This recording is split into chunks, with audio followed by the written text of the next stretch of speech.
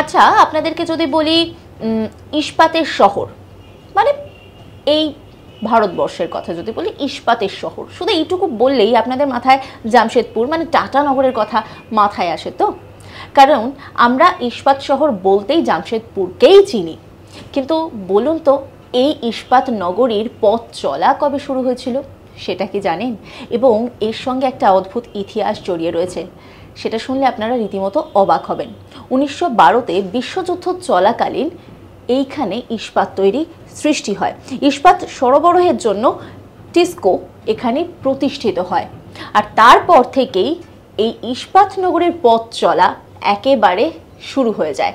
এখন তো একেবারে দৌড়চ্ছে বলা যেতে পারে, কিন্তু যে ইস্পাত শহরকে আমরা দেখি তার সঙ্গে যে ইতিহাস, তা যে কত পুরনো তা তো বুঝতেই পারছেন। এই আপডেটটা কি আপনারা জানতেন? এরকমই নানা আপডেট রয়েছে আপনাদের জন্য।